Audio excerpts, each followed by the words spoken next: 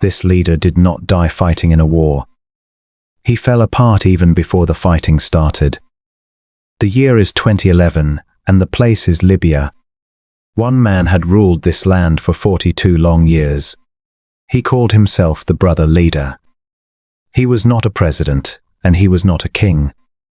He was simply himself above everyone else. He lived in a tent, guarded by an army of women. No one ever dared to challenge him. And for a long time, his plan actually worked. Oil money flowed into the country like a river.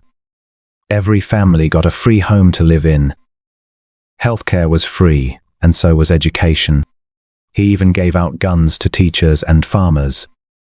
He told them an armed people can never be conquered. But in February 2011, protests suddenly broke out.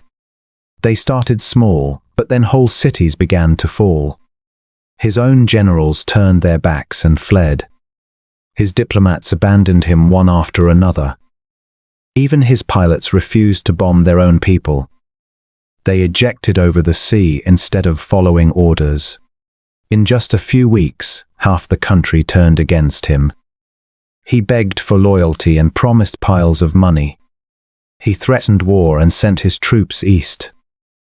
NATO was watching every single move he made. And then, without warning, NATO struck hard. But here is the strangest part of this story. His army was one of the biggest in all of Africa.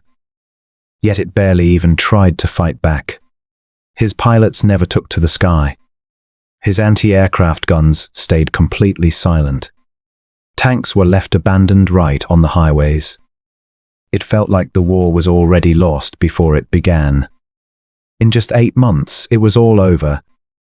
There were no massive battles, no long sieges. Just airstrikes. And a slow, hollow collapse. His soldiers quietly melted away into nothing. His weapons sat untouched, locked inside warehouses. And when the rebels finally found him, no one came to save him. This man had armed an entire nation, but could not make them fight for him. His name was Muammar Gaddafi. He built his power on fear and money. But when both ran out, his army vanished with them.